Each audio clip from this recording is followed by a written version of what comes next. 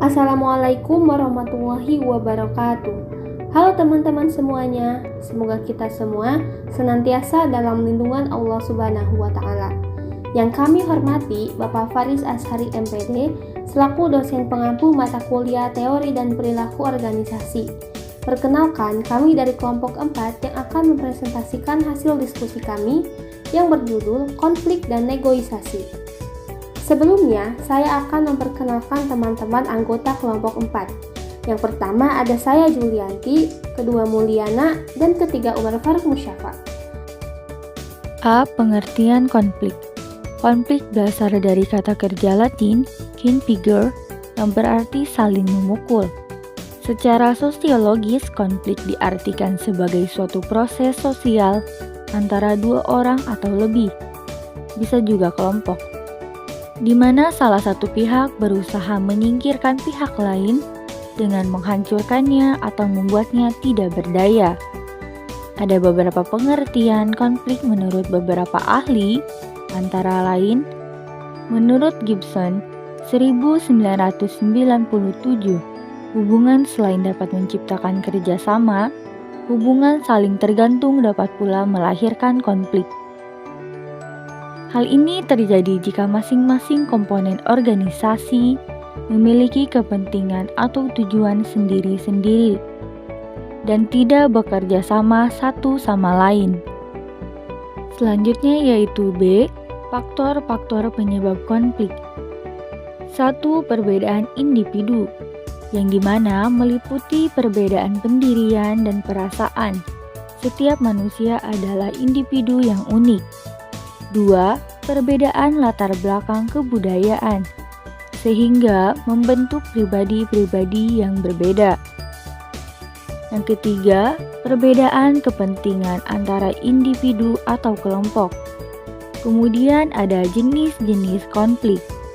Menurut Dahrendorf, konflik dibedakan menjadi 4 macam. 1. Konflik antara atau dalam peran sosial.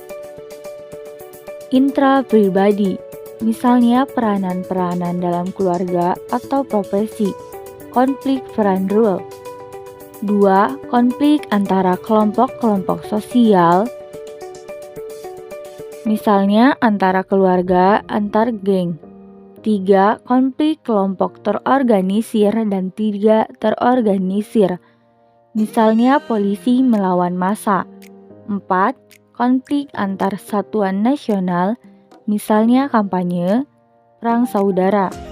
5. Konflik antar atau tidak antar agama. Dan 6. Konflik antar politik. Kemudian D. Akibat dari konflik. 1. Bisa meningkatkan solidaritas sesama anggota kelompok atau in-group yang mengalami konflik dengan kelompok lain.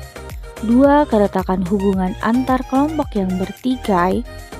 Kemudian 3. Perubahan kepribadian pada individu, misalnya timbulnya rasa dendam, benci, saling curiga, dan lain-lain. Yang keempat, kerusakan harta benda dan hilangnya jiwa manusia. Selain ada akibat konflik, kemudian ada E. Langkah-langkah menangani konflik. 1. Menjadi pendamai. 2. Tetap netral. 3. Dengarkan kedua atau lebih pihak. 4. Mau membujuk pihak-pihak untuk bertanggung jawab. 5. Satukan pihak-pihak yang berselisih paham. 6. Beri semua pihak kesempatan untuk berbicara. Dan 7. Dorong mereka untuk memaafkan dan melupakan yang lalu. Selain itu, selanjutnya yaitu ada F. Manajemen konflik. Setiap negosiasi memiliki potensi konflik dalam seluruh prosesnya. Penting sekali bagi kita untuk memahami cara mengatasi atau menyelesaikan konflik. Untuk menjelaskan berbagai alternatif penyelesaian konflik, dipandang dari sudut pandang menang, kalah, masing-masing pihak ada 4 kuadran manajemen konflik. Yang pertama, ada kuadran kalah atau menghindari konflik. Yang kedua, kuadran menang kalah atau persaingan.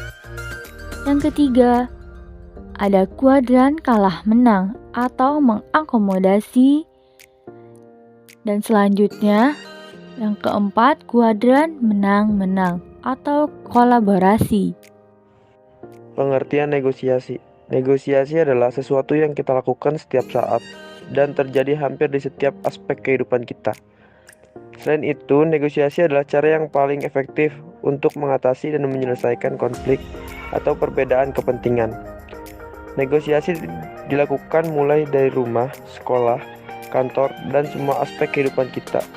Oleh karena itu, penting bagi kita dalam rangka mengembangkan dan mengelola diri untuk dapat memahami dasar-dasar, prinsip, dan teknik-teknik bernegosiasi sehingga kita dapat melakukan negosiasi serta membangun relasi yang jauh lebih efektif dan lebih baik dengan siapa saja. Langkah-langkah bernegosiasi. Langkah-langkah bernegosiasi meliputi hal-hal berikut. Yang pertama, persiapan.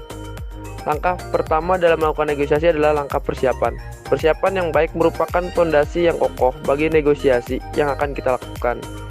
Hal tersebut akan memberikan rasa percaya diri yang kita butuhkan dalam melakukan negosiasi. Yang pertama harus kita lakukan dalam langkah persiapan adalah menentukan secara jelas apa yang ingin kita capai dalam negosiasi. Hal kedua dalam persiapan negosiasi adalah kesiapan mental kita, usaha kita dalam kondisi rileks dan tidak tegang. Yang kedua, pembukaan. Untuk mengawali sebuah negosiasi dengan baik dan benar, kita perlu memiliki rasa percaya diri, ketenangan, dan kejelasan dari tujuan kita melakukan negosiasi. Ada 3 sikap yang perlu kita kembangkan dalam mengawali negosiasi, yaitu menyenangkan, tegas, tidak pelin-pelan, dan teguh dalam pendirian. Selanjutnya, memulai proses negosiasi. Langkah pertama dalam memulai proses negosiasi adalah menyampaikan apa yang menjadi keinginan atau tuntutan.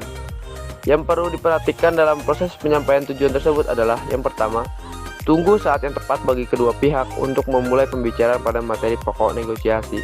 Yang kedua, sampaikan pokok-pokok keinginan atau tuntutan pihak Anda secara jelas, singkat, dan penuh percaya diri. Yang ketiga, tekankan bahwa Anda atau organisasi Anda berkeinginan untuk mencapai suatu kesepakatan dengan mereka.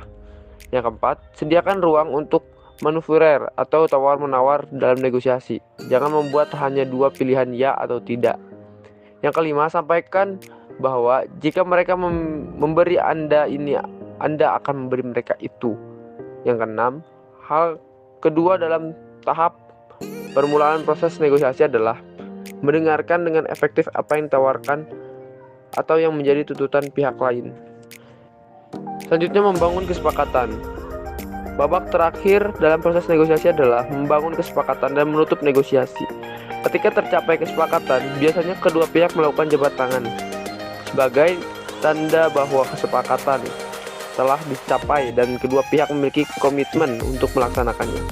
Kesimpulannya adalah konflik berasal dari kata kerja Latin yaitu configere yang berarti saling memukul. Sedangkan secara sosiologisnya, konflik diartikan sebagai suatu proses sosial antara 2 orang atau lebih, bisa juga kelompok, di mana salah satu pihak berusaha menyingkirkan pihak lain dengan menghancurkannya atau membuatnya tidak berdaya. Sedangkan negosiasi adalah sesuatu yang kita lakukan setiap saat dan hampir di setiap aspek kehidupan kita. Cukup sekian dan terima kasih kepada teman-teman yang sudah meluangkan waktunya untuk menyimak presentasi kami. Wassalamualaikum warahmatullahi wabarakatuh.